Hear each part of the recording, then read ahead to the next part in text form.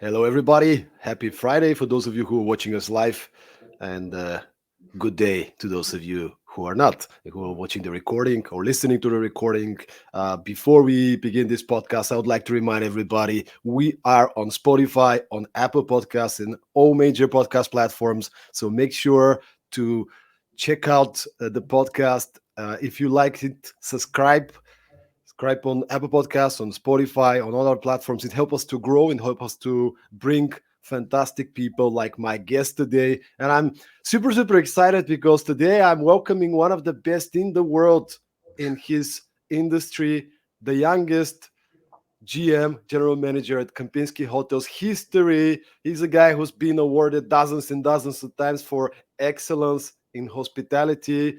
He's just an inspiring leader. And it's not a surprise that people like the president of France, Macron, the president of the US, United States, Joe Biden, and his people are choosing his hotel and his team to serve them because this guy's a rock star, and you'll see in the next 60 minutes what I'm talking about. I'm so excited to learn leadership and to learn tips on peak performance. Good morning, Kai. How are you? Stoyan, good morning. Appreciate the nice intro, nice words. I don't know about best GM, but still the youngest, it seems. So that title I still keep, but appreciate the flattering words and happy to share some thoughts with the audience. So, Kai, let's maybe start from there. You recently welcomed Joe Biden in the hotel. Can you tell us about it? Like how was the excitement in your team, and what did you guys do to prepare and to leave the whole delegation of President Biden smiling and happy and satisfied? I saw some pictures. Seems like they had a really good time. Definitely. I mean, we had the privilege and pleasure of meeting and greeting and welcoming over 40 head of states in the hotel over the years. So a number of leaders, prime ministers, presidents, what have you. But having had the US president, arguably the most powerful person in the world, I'm not talking about politics, you may or may not like the person, and that's not the matter, but the position itself is arguably the most powerful position in the world.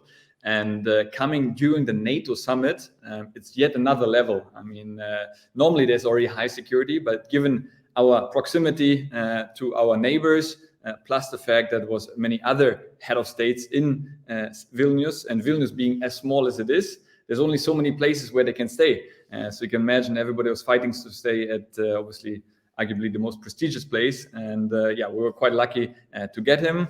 And it was really, I mean, second to none experience. I mean, in terms of security, protocol, I mean, so many questions, even after almost 7 years of being here. I've never heard it in my life before. I mean, you had the Secret Service, searching every square inch of the property, as I said, asking us questions I've never heard about. And it was really an experience of a lifetime. But yeah, as you rightfully said, I mean, he left with a big smile.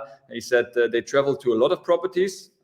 They arguably stayed in maybe more fancy and bigger properties. But he said the level of service and attention and hospitality, the delegation said, is something they really haven't come across at that level before, which was for me really the biggest compliment. And that's what we're all about, the team, right? The sort of software that brings the hotel to life. How do you prepare a team for a visit like that? What do you guys do weeks or even months prior to such a visit to make sure that every single detail is taken care of?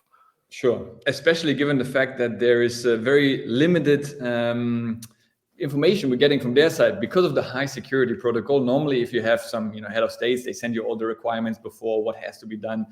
But because of the nature of the high risk situation, we only knew most of the stuff a day before. So it was extremely last moment. But I think everybody was obviously well prepared for the visit in general. There was a buzz and excitement of having the president with us. We clearly met many months before with the different departments to make sure from our side we prep as much as possible, especially on the IT side. Usually during the summits, hotels get hacked. Like for them even to be able to hack in and switch off electricity would be a big success. So we made sure we partner with different suppliers to hack ourselves in a way to make sure where are vulnerabilities. To have etiquette training from outside people for our employees. How do we cater to such high-level profile visitors? So really to play different scenarios and mentally prepare ourselves, and then obviously give the people before the event ample amount of rest, So when it comes to crunch time, those 5-6 days, I mean, people were not sleeping much. They didn't take a day off. They were here 24/7, literally.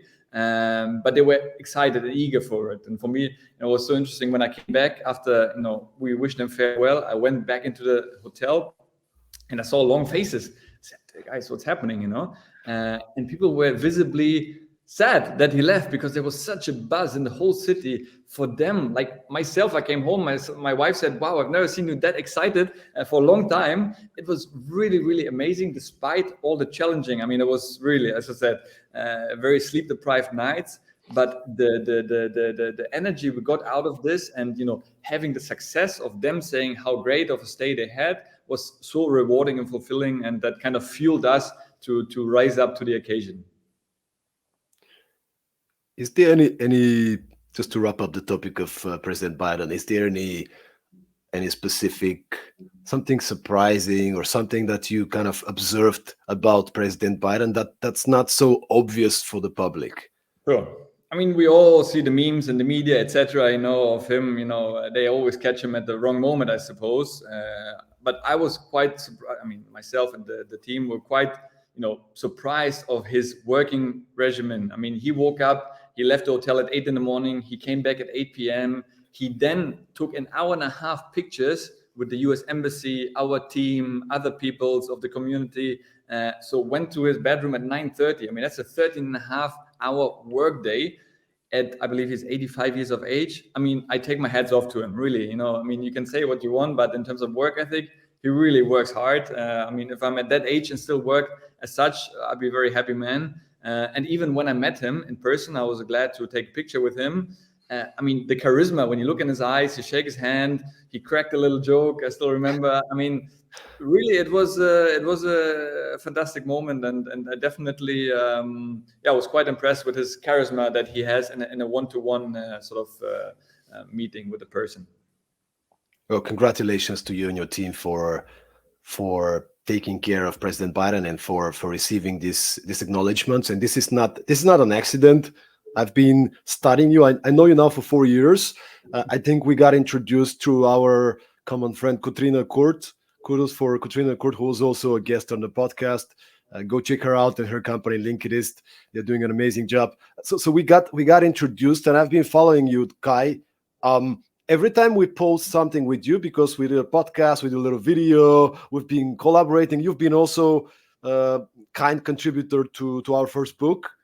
So there's an example on leadership that you contributed with in the book. I think you were talking about leading by example and how important it is to lead by example, giving some stories and examples from your work. Sure. And maybe we can start from there. What have you been doing so you get to such a place? And I'm not saying this lightly. I think you're one of the best in the world in your industry. And the reason I say that is every time we post something with you, there's hundreds and thousands of people that engage with this content. You have a lot of followers, people that look up to you, and that's not an accident. All the awards, all the acknowledgements, all these people following to you, me listening to you and seeing how you do things. What is your secret? What have you been doing in the past 15 years so you go to a place where you are today as a leader? Well, Stern, I mean, I don't know if there's really a secret. It's always funny when these guys talk about a secret and then click my link here and buy my course and then tell you all the secrets. I think it goes back to really just being very, straightforward, humble, but, at the same time demanding. Sometimes people say humble means you just take a passive approach and lean back and let others do. I think humble in terms of communication and, getting people to speak and hear, because most leaders these days, they have their own vision and that's it, and they hear nothing about it. I think it's equally important, if not more important, to listen to your team, take on feedback, and just have a one-to-one conversation, to break that hierarchy. Because in the past, when I started my career, I mean, the general manager was like the sultan, the excellency. It was like people were scared. There was really leadership by fear versus these days, this doesn't work anymore. People are having so many options in other industries, what have you. So we need to be very close to them, listen to them, often we may have a different opinion. When we talk about the young generation, like many times I'm baffled by their choices, by their thoughts, and so are my peers.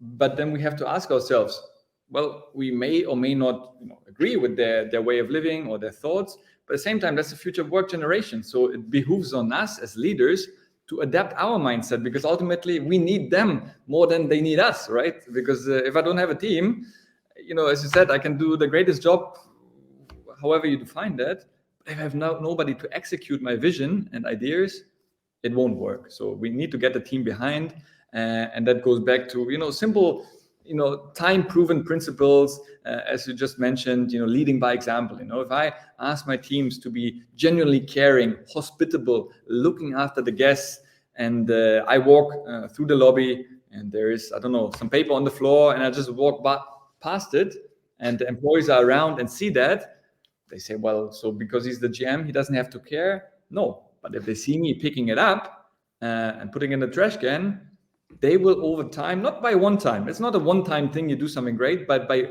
repetitive leading by example, they emulate it. Same as kids, when they see their parents do something, most often they emulate their kids over time, right? Babies, they don't read leadership books, they just emulate what they see their parents doing. And I think the same is true for our employees. So if we as leader want to build a certain culture and our employees to deliver a certain service to our guests, we need to first show the way ourselves. So I think that's super important, and they mirror the energy we bring to them. If I have a Monday morning briefing, I come with the coffee stains on my shirt, the hair all over the place, and maybe last night I had too many drinks, so I look a bit tired. I come like this and say, guys, I need more results, push harder.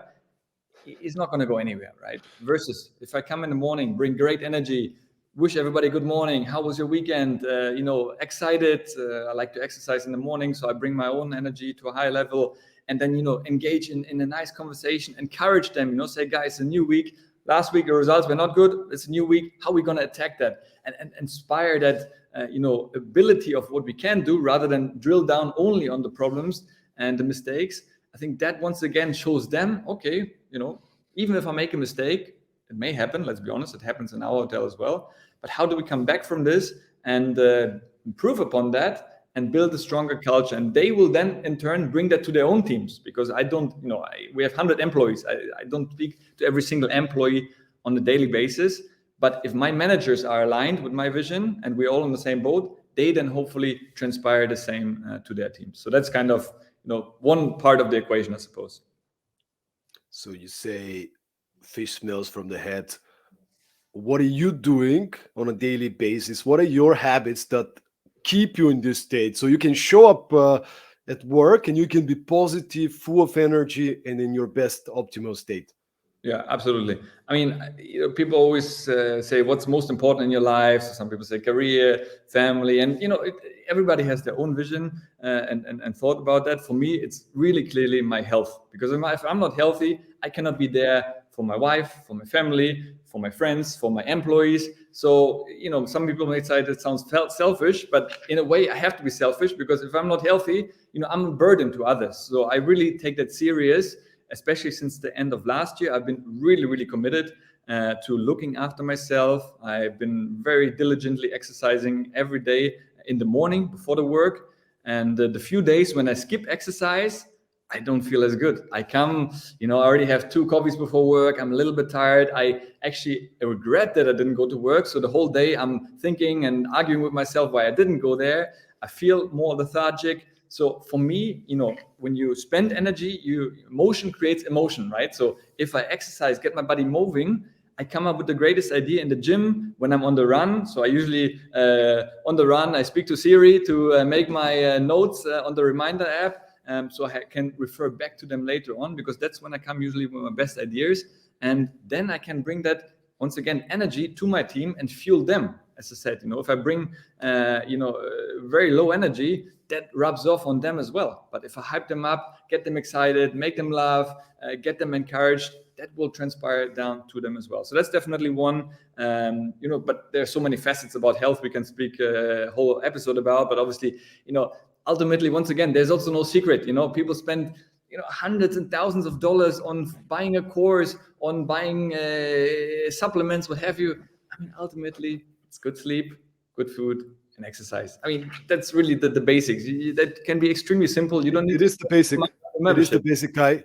It is the basic, but what is not the basic is, and that's what I want you to maybe speak about. Maybe for you, you take it for granted. Sure. How do you stay consistent? How do you have the discipline to show up when you don't feel like showing up? Where is this drive coming from? It is tough. I mean, let's not kid ourselves. At times, especially now in summer, it's very easy to go for a morning run. The sun is shining. I run by the river. Lovely. No problem. But now it's getting actually cold out there. 2 days ago, I was by the river. It was dark. Even when I finished my run, it was still dark outside. It was 1 degree. So it's not pleasant. It's not very Instagrammable, but it's got to be done. So some things in life just got to be done. And I really tell myself, I prime myself actually the evening before. And it's not that every day I visualize, playing with my grandchildren when I'm 90. That's always the story that people say, But at the same time, yes, I every so often remind myself of, when I see leaders like, I don't know, Warren Buffett, even Joe Biden. Again, I'm not talking about politics, but I'm talking about the fact that he's 85 years old and still running, the entire country. For me, that's so inspiring. My goal is to be 120 years old. And I certainly won't get there by drinking 3 beers at night and not exercising. So I know I need to invest in myself, same how I invest into my career, into my growing my mindset, and into my investment portfolio. I also need to invest and compound my health over time. And I can see that already, how over 1 year, how I went, by losing almost 14 kilograms, how I run faster, how I'm more energized, less tired, how that really shows results. So the same is true in anything in your life. And at the same time, one more point, I also listen. I feed my mind with like-minded people. So when you say it comes to you naturally, that's a good point. If every day I was watching, I don't know, different things, I would have different thoughts also. But we all spend anyways too much time on our phones. So I make very conscious decision to the people I follow, business leaders, inspiring people, health-focused people. So when I open my TikTok or Instagram, I see the guy giving running advice. So when I see that, I said, okay, maybe I can integrate that into my life, how I can get better. The same with on the business side, how can I become a better leader? Listening to your podcast rather than Kim Kardashian update on her life drama. So it's a conscious choice we make. That's something you have to make for yourself. But once you start feeding your mind with those kind of input, you start having different thoughts and center around this rather than something else that maybe takes you off your path. So that really helps me to stay disciplined, I would say.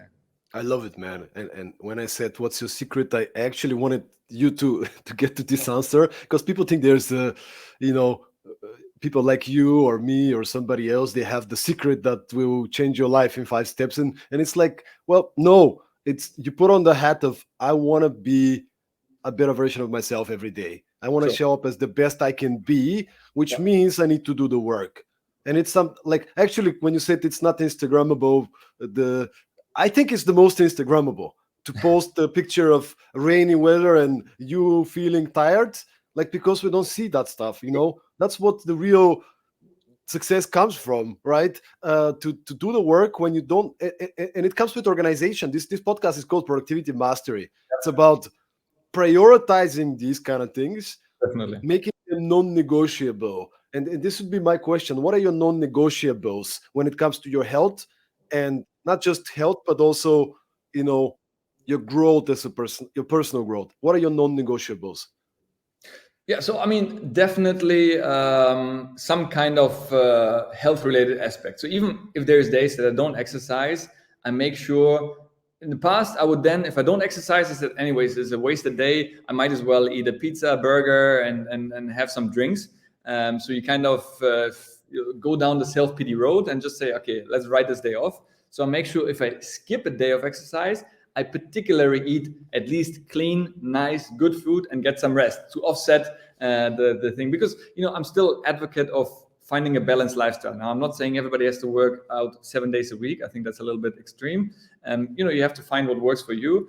But definitely, once again, looking after my health and sleep. Like if I have a lack of sleep, for me, it's worse than working with a hangover, like literally. So I know now myself so well. I track my sleep. I'm quite, I think it's getting more and more popular in recent times for obvious reasons. I think we have such a sleep deprivation problem in the world where people spend way too much time in the middle of the night still scrolling around, Netflix binging until the middle of the night. And then they say, well, I'm not a morning person, Kai. Well, guess what? I'm also not a morning person. If I binge watch Netflix until 2 a.m., I wouldn't be able to wake up at 6 a.m. as I do every morning to go to work out at 6:30. But if I put any electronic devices away by 9 p.m., which we normally do latest, then we kind of talk a little bit with my wife, we go up to the bed, and then the last 15, 20, 30 minutes, get the Kindle out, read a little bit, and naturally you get tired, and then latest by 10:30 I usually want to sleep. So for me that's kind of, if you would say, a non-negotiable. Another few things I do every single day is, we just spoke about it before, is having a cold shower in the morning. That's definitely, I don't know, it just became second nature. Like if I don't finish on the cold, it's like something is missing, and after that you won't need a coffee for a while because your body is so energized, and once again increases your energy level very much. And in that moment of the cold shower, I always think of three things that I'm grateful for. I've done that now, I think, I don't know, for over 10 years. I read that a long time ago in a book somewhere, some self-development book, and I kept that. Like it's like second nature. I don't even think about this anymore. It gets increasingly harder to think of different things you're grateful for, because my goal is to kind of not always say the same things. I'm grateful that I'm healthy. If I say that every day, it becomes a little bit meaningless. So I force myself to find different things, and really small things even. But that's something that once again instills that gratefulness. I'm by nature always want more. That's something in me. I always want to be better and more. I'm quite competitive by nature. But at the same time, sometimes we need to sit back and appreciate what we already have. So these are some of the things, I guess. I love it, man, and thank you for sharing. Talking about the cold shower, I told you I saw one of your stories. By the way, everybody needs to follow this man's Instagram, because he's not so consistent. But once now he posts sort of, I was in the gym, I'm doing this, and he posted once. Maybe a month ago that he's doing these coach hours every day. I'm like, I don't have an excuse not to finish for 30 or 60 seconds with a coach hour. And I've been doing it every single day. I've been now I'm in Estonia in a hotel. Yesterday I was in Baku.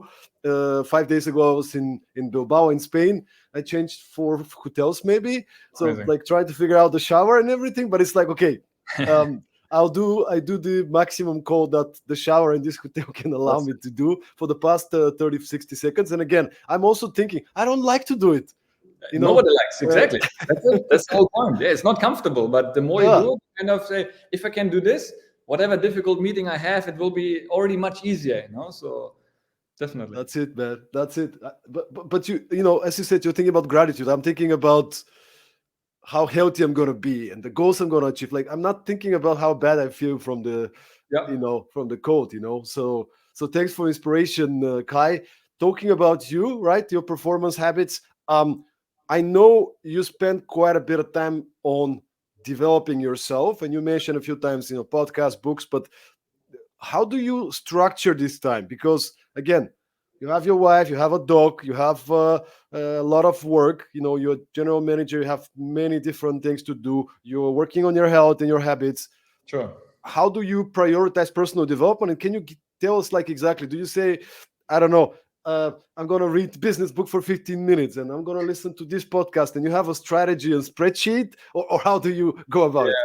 It's a good point, because obviously we're all victim of being under constant task switching, right? I think that's just the reality we live in these days. Back in the day, you had one task and there was no distraction, no phones, no iPads, and what have you. So it's getting increasingly more difficult. But for example, right now we're having a call. I put my devices into focus mode, so I won't have any notifications coming up, because I don't want to be sitting here talking to you and see some pop up, urgent, we need to speak. That might be the case, but right now the most important thing is delivering value to you and our viewers. So whatever happens afterwards, I deal with it at the time. Because if you're constantly in a reactive mode, you're always chasing something, you're running after other people's agenda.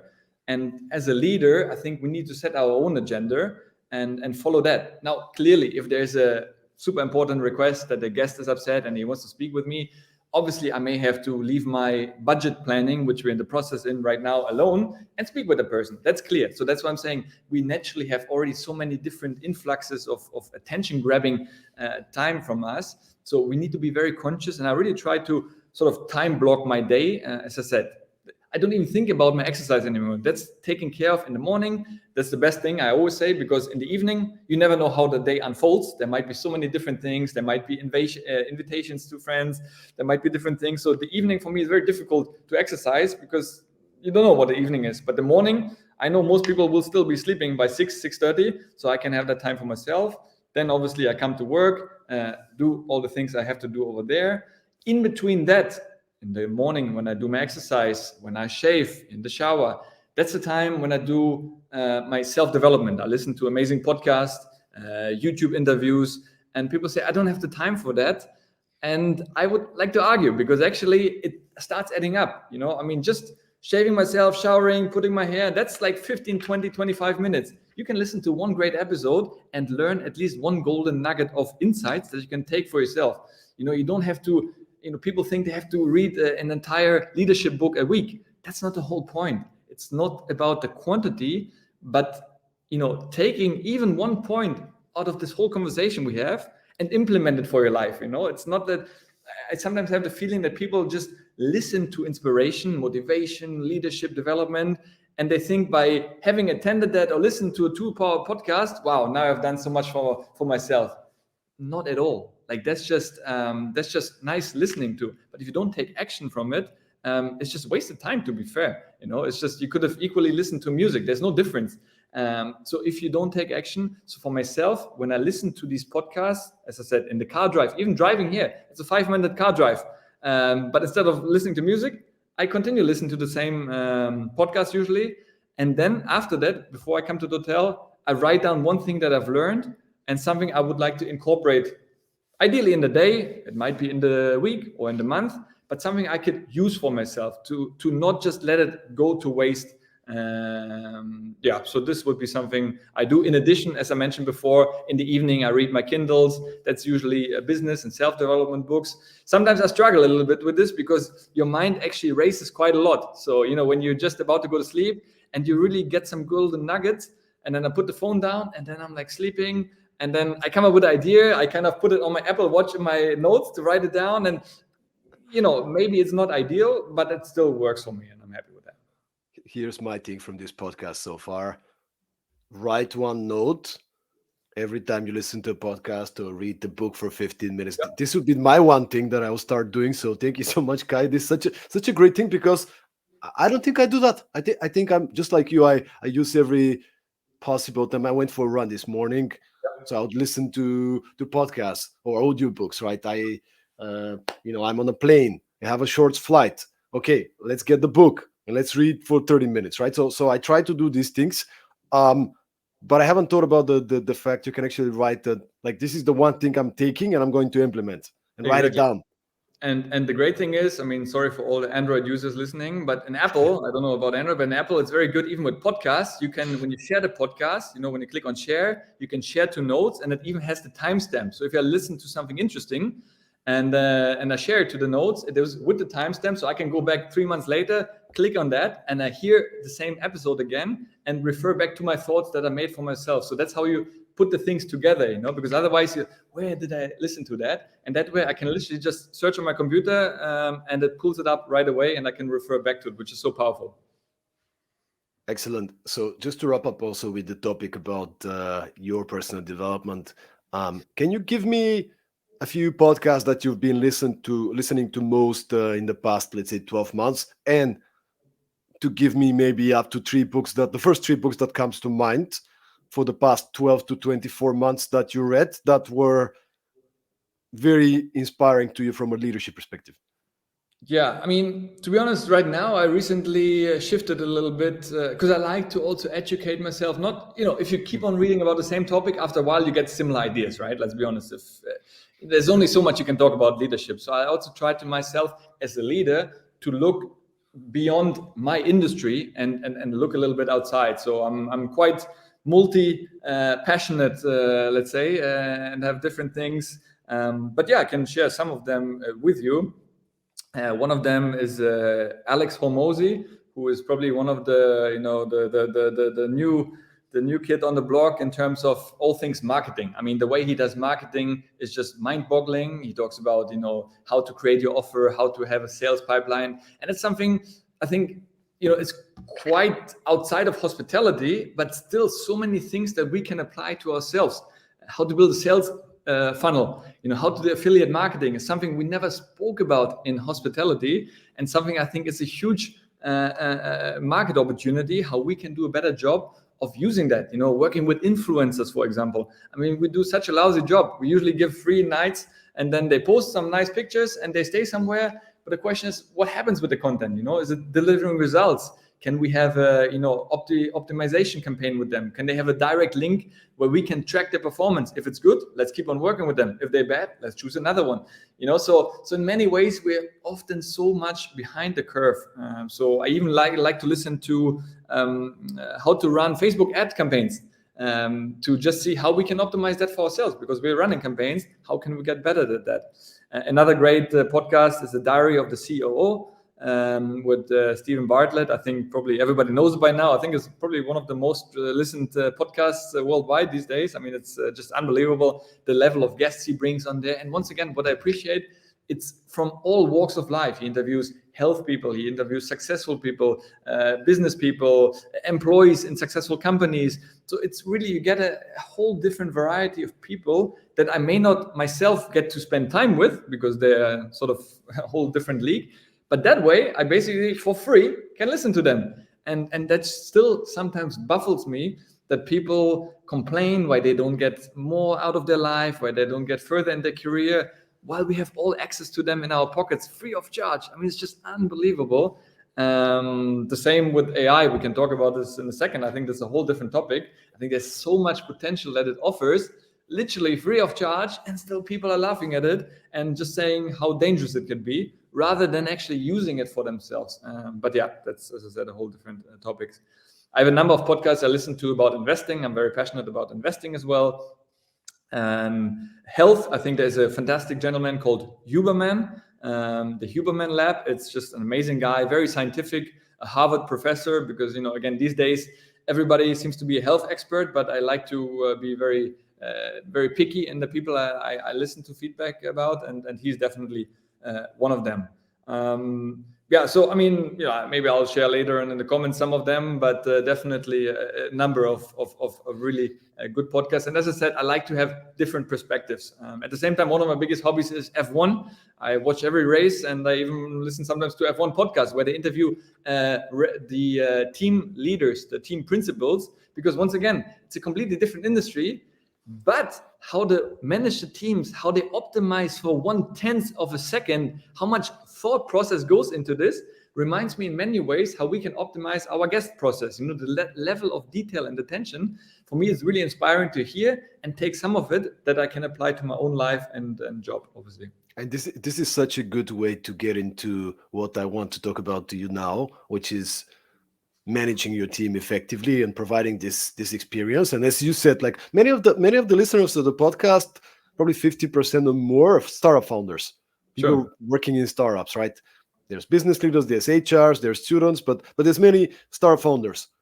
So you might be a startup founder running a tech company. Doesn't mean you cannot learn from Kai and what these guys are doing to build a culture in the organization to serve their customers. You can get some ideas, adapt it, and apply it to your own industry with your own clients. So I'm curious to learn, Kai.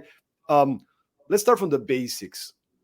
Imagine you just landed the job as a GM. You enter a new hotel chain, right? You haven't worked before. You don't know anybody. Where do you start when it comes to creating the fundamentals of the team culture?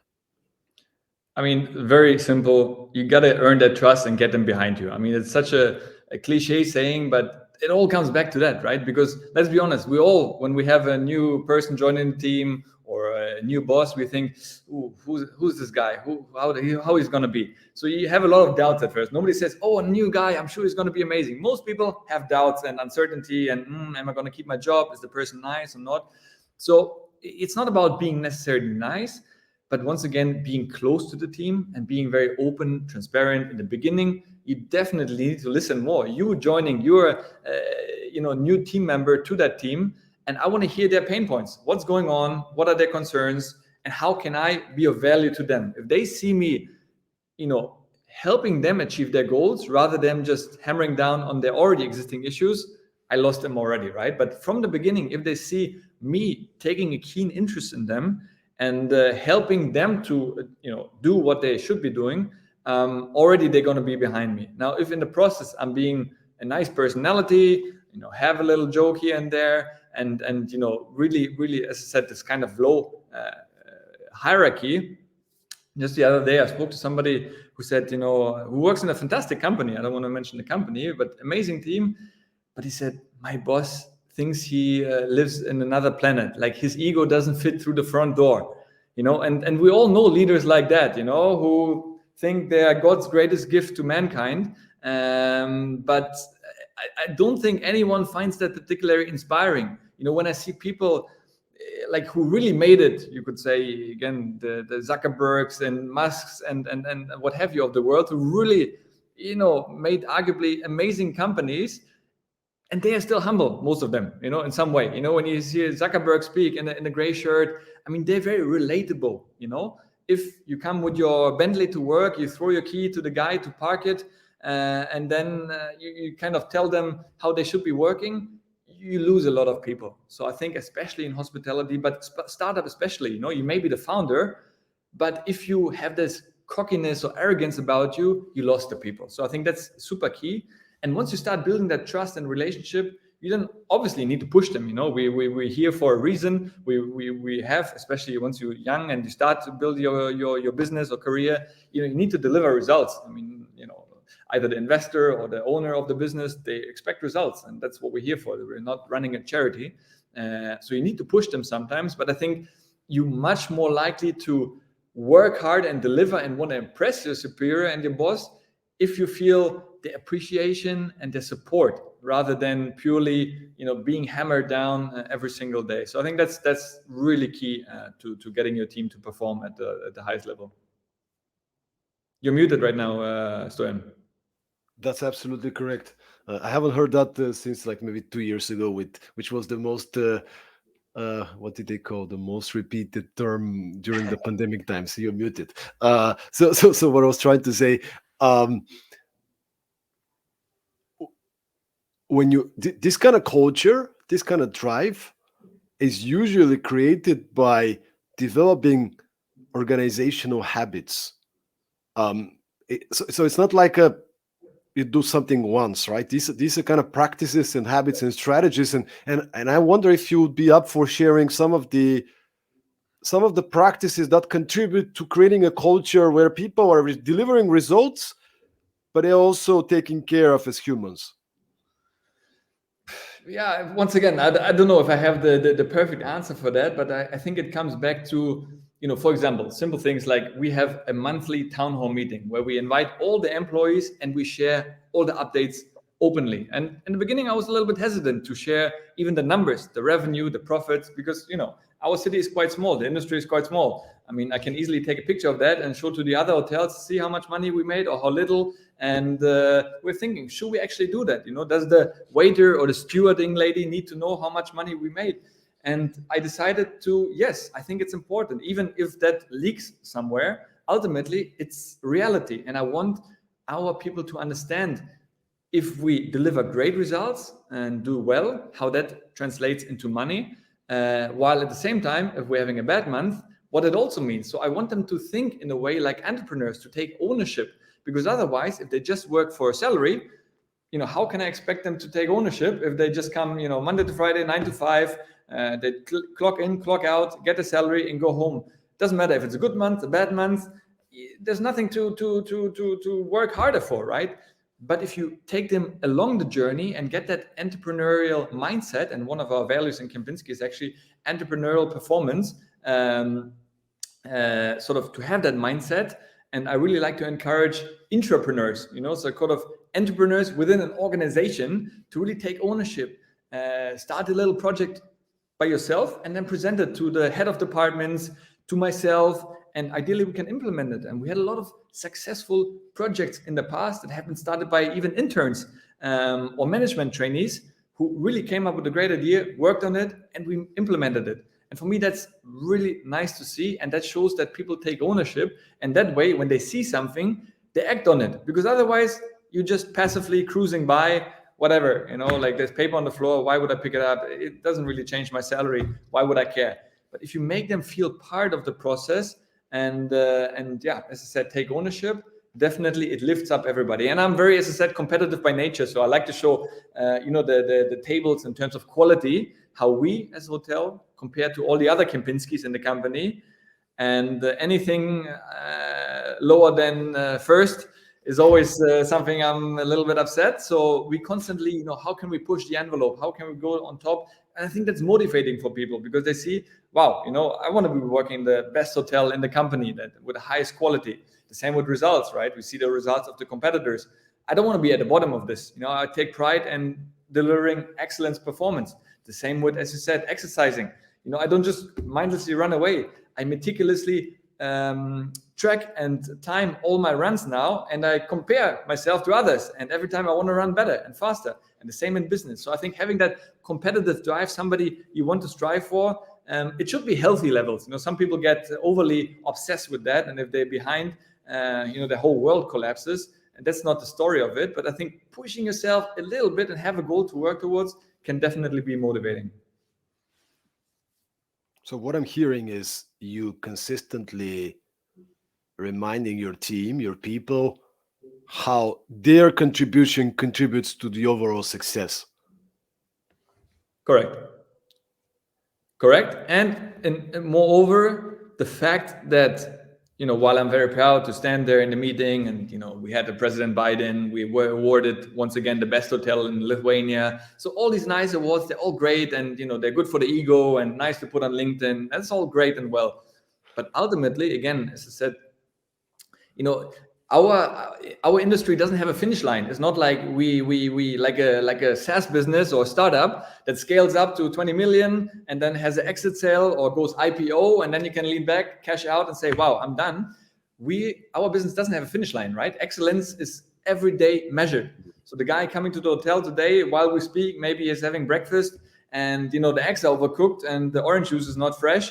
He will say, what is this hotel? Like he will never come back. He will leave a bad review on TripAdvisor and say, this is a bad hotel. And that will reflect on me and the team. So I want to make sure they understand that we need to prove ourselves every single day.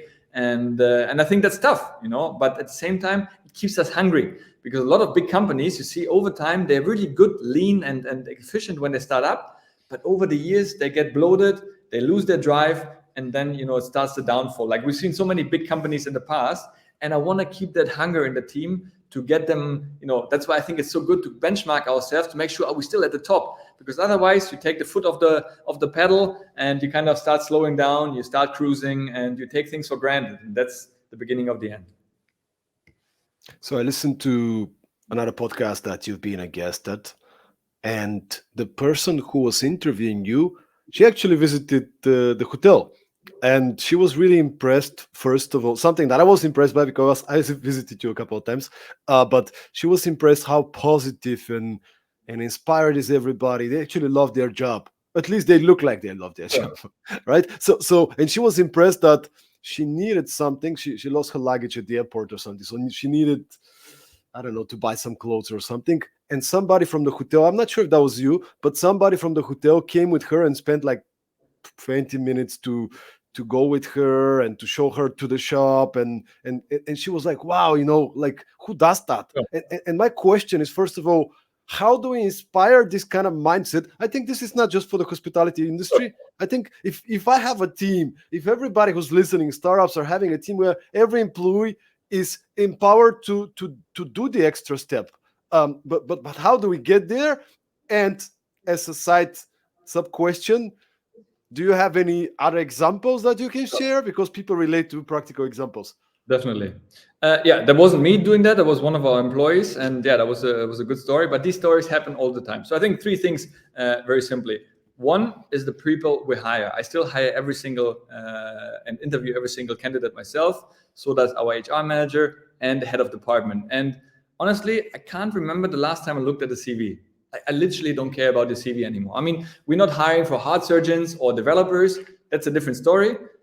But if you work in hospitality, I really don't care where you worked in the past. I want to see you, your personality, your charisma, and your level of care. And you can see that within a matter of minutes of how genuine somebody is. You can't fake sincerity and hospitality. So you have it or you're not. And we kind of try to amplify that. Once we found somebody who is capable of delivering that, we amplified it further by training them and honing their skills, etc. But if you genuinely don't care about other people and are not hospitable, nothing wrong with that. I mean, you can find plenty of other jobs, but probably not going to be in hotels, specifically in our hotel. So already the people we bring on board are primed to have that kind of mindset of helping others, etc. Secondly, is that we have various policies and sort of a culture built around empowerment, so that at that level, for example, if the person forgot something or need to be rushed to the airport, they can't get a taxi, they don't need to ask me to take the hotel shuttle to drive them. They can just do that because they know that this is something we encourage. So we obviously made that, we wrote it in policies, but at the same time also we tell these examples that people understand what they can do. So that is important, because a lot of companies, they always need, let me talk to my manager first. Like, no, you don't have the time to speak to your manager. Drive me right now so I get there in time. So these things is definitely important, that you believe in your people, you empower them. Myself as well as a leader, I'm definitely not a micromanager. I'm very much a macro manager. I kind of outline what needs to be done, set the KPIs, and then off you go, make it happen. There's no point of me telling the chef how to cook. I'm the lousy chef. He is much better at cooking than I will ever be. So why would I tell them what he should be cooking, right? So empower them and give them the sort of free white canvas to write on and do these kind of stories. And lastly, again, as I just alluded to, is tell the stories. Because as you said yourself, what kind of stories, if I don't tell them and share them, others wouldn't know about it. So as part of our monthly town hall meetings, we obviously always choose a hotelier of the month. So one employee that really stood out, but not because he or she worked very hard or she always comes on time or stays longer. I mean, that's nice, but that's not really inspiring, right? I mean, if you paid for 8 hours and you work 12 hours, so 4 hours for free, it's nice, but it's not something where I say, wow, that's like amazing. But more importantly, some of those stories. And honestly, there's a lot of them. I don't remember all of them, but definitely things like, I remember somebody fell sick and had to go to the hospital. So our team by themselves decided to cook up, because let's be honest, most hospital food is pretty lousy. They still had a few more days booked with us in the hotel. We canceled, of course, the stay free of charge.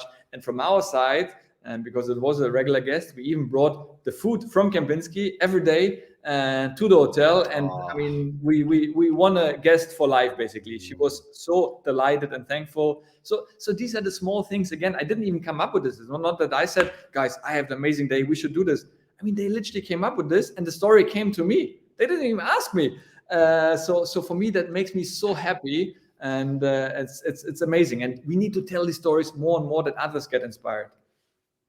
Man, it's just, I'm getting goosebumps, and it's so much cooler that it's not coming from you, right? Exactly. Because you might be the caring leader that's so committed, but when you see your people just showing up, being amazing human beings, and just doing it from the heart, and of course it's good for business, of course it's good for the team motivation, but this just comes from inside.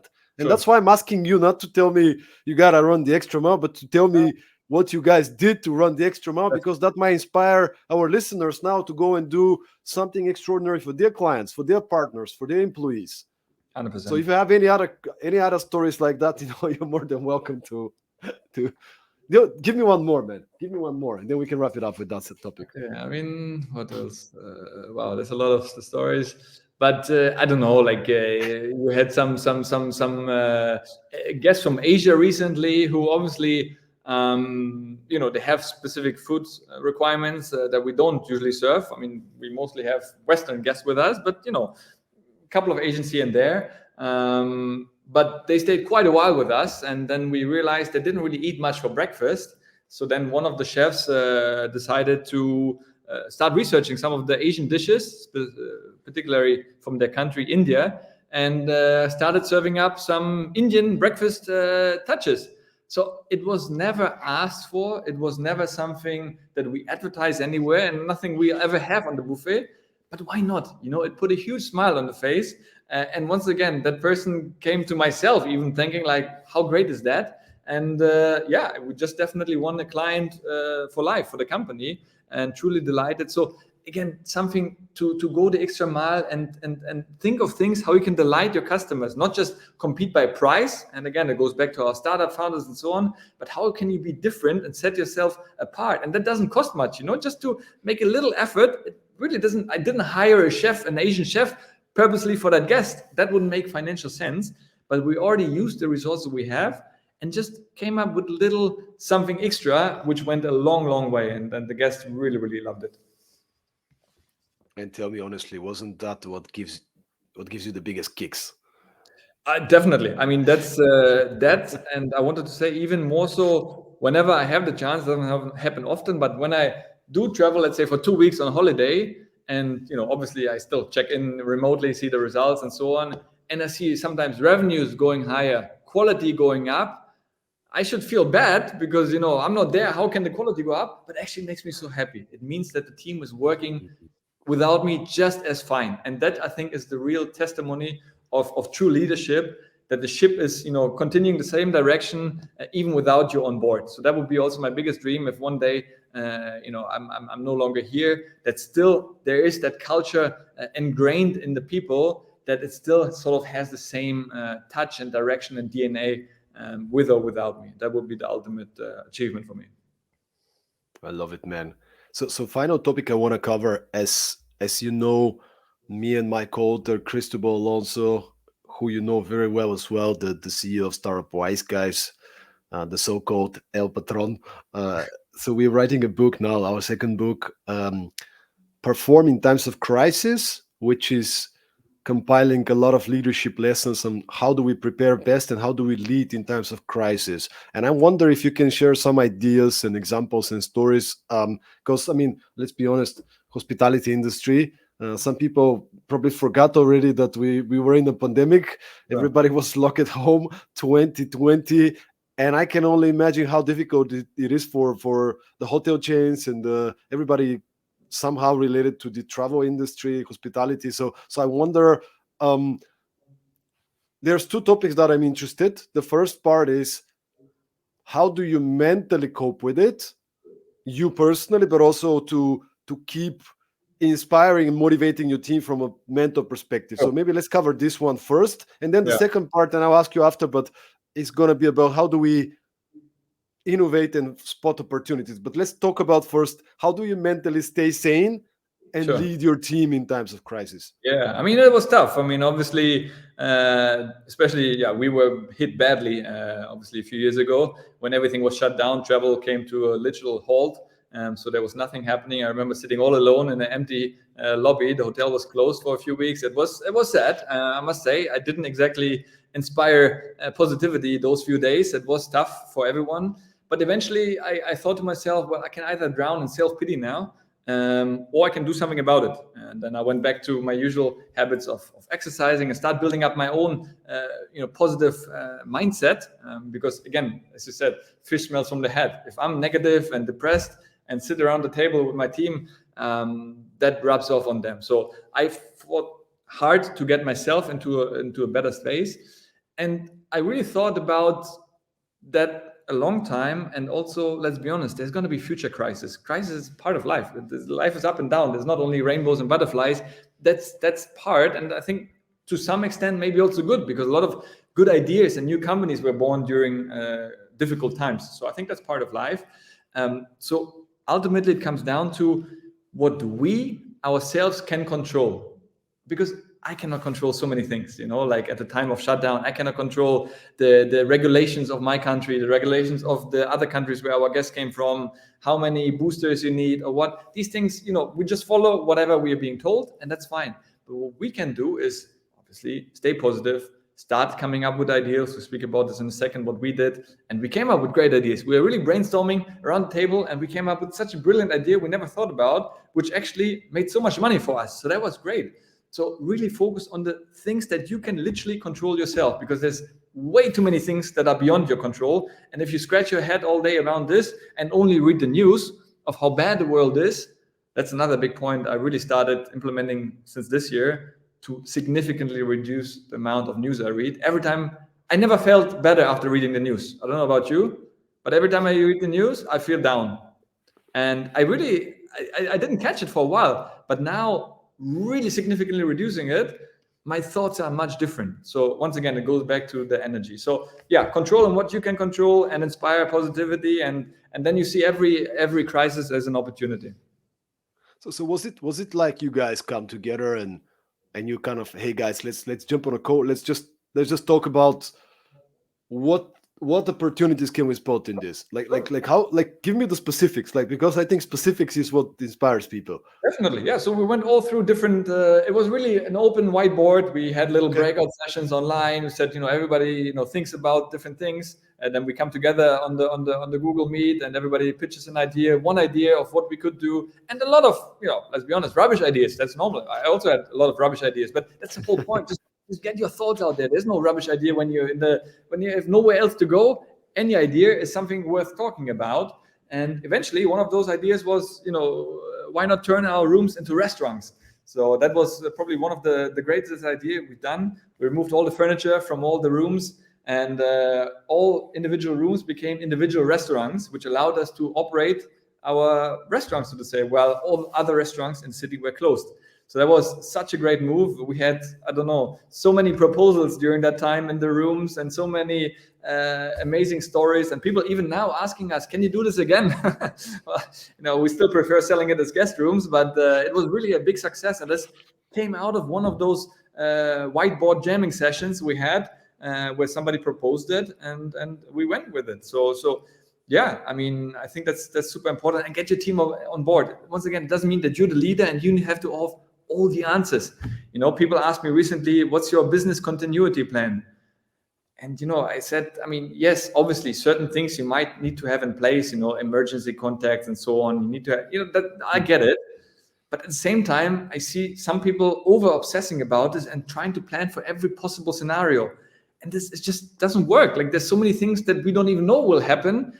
And then you just have to deal with it. But if you adopt a mindset of, taking crisis or problems in a positive way, you naturally find the opportunity, rather than spending the next 3 months writing down every possible scenario. And then when it happens anyways, you're still going to be shocked, right? So you want to prime yourself to be ready for it, and then deal with it as it comes.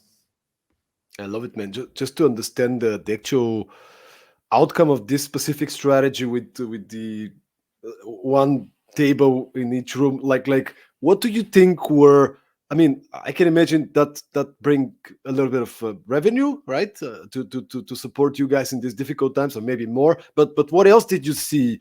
Like if you can make a quick mental list of all those things, like, did that give more inspiration to the team? Did that inspire a lot of social media sharing? Like, what were the actual outcomes from this implementation of this strategy?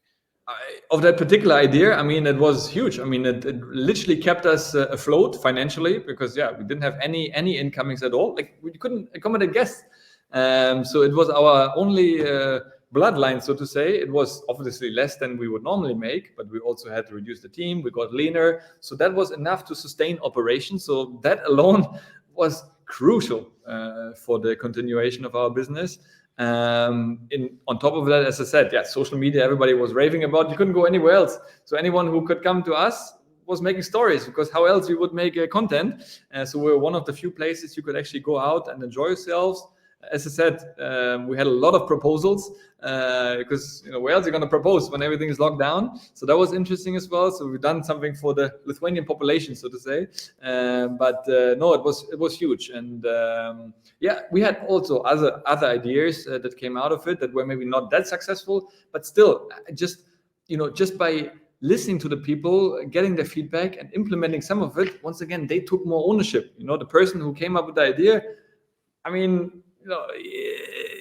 she is so excited about her job because she can see how from ideation to implementation to execution and then keeping the company afloat because of one thought she had. I mean, brilliant. So I think that's super, super powerful, and it just shows involving your employees. It's so powerful, and we as leaders need to take a step back. If I'm too dominant and evaluate every single idea, then people feel judged, and sometimes it's better when you as a leader actually step out, let the others come up and talk, and then present together in a way. So that's it's a mutual discussion rather than if you're the leader too dominant and control the entire discussion. People are sometimes reluctant to even share their thoughts. So I think that's something also, once again, going back to humility. Don't take yourself too serious. Maybe even leave the brainstorming session or just participate as one of them, and don't evaluate every idea from the beginning so people don't feel as judged. And that can really go a long way. And just the final question, what do you do personally when a emergency happens, or maybe you get overwhelmed, something breaks, and we're humans, right? So emotionally your mind is getting into a negative place, right? How do you get yourself, like, do you have any mental hacks or something that you do to get back into a more calm and more productive mental state? Yeah, I mean, it happens quite often. I get, like everybody, very agitated. You get some guest complaint or something that really isn't, maybe not even your fault completely. I mean, let's be honest, we have really some unreasonable requests or complaints or comments, and it gets me really wired up. And I allow myself to vent and fume for up to 5 minutes, because I think sometimes it has to get out. If you just bottle it up and suck it up, we as leaders, we don't get angry. I don't know if that's correct. So I really allow myself to maybe even scream in my office, what the hell, and get it out.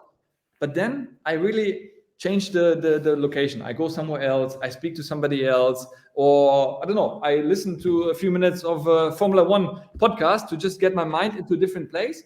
And then I come back with fresh eyes, and then I can reply in a more reasonable way. Because the worst is if you argue or you reply to an email in an elevated emotional state, because we've all seen these emails and they quickly escalate when you then excited right back, the other person is excited, and that doesn't really help anyone, right? So I think staying level-headed, get the emotions out. I think we're all humans, as you said. I mean, I think it's important, but don't carry it with you. I don't want to go to bed thinking about this and having these bad emotions in me. That would be a bad day for me.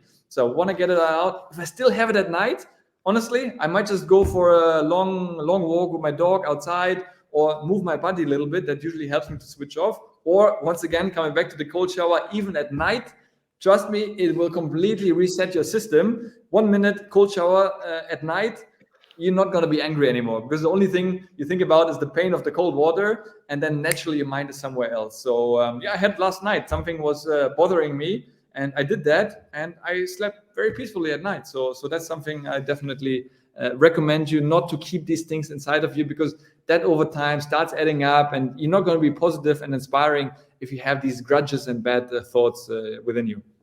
So listen, everybody, 1 minute of suffering will give you a good night's sleep. So There hey, you go. invest in yourself. So I thank you so much, Kai, being with us. Everybody who's been listening, I know that 95% of people now want to go and visit Grand Hotel Kempinski in Vilnius, and you wouldn't feel sorry about that when you get all this amazing service. But Kai, just to wrap up, where could people find you, get in touch with you if they want to follow? Sometimes you're sharing content. Where could people find you and be in touch? Sure. I mean, the easiest will be probably on LinkedIn. If you're already watching, feel free to connect there. And then, as Soren mentioned, on Instagram, I'll try to do a better job of staying more consistent. But definitely, those two platforms are usually where I'm the most. Well, thank you so much, guys, for listening. Once again, let us know in the comments, what was the one thing that stuck with you? What's the one thing that you commit to do? All right. So many ideas, so much inspiration. What is the one thing that you commit to do based on the ideas from this podcast? And once again, if you enjoyed this podcast, if you ever listened to the podcast, you enjoyed it, make sure to subscribe. We'd really appreciate if you give us a rating. It helps us to reach more people. And with that, bring you even more and more exciting guests like Kai. So thank you so much for your support. Thank you for making it to the end of the episode. You are a peak performer. And I wish you a fantastic day. Let's keep performing. Awesome.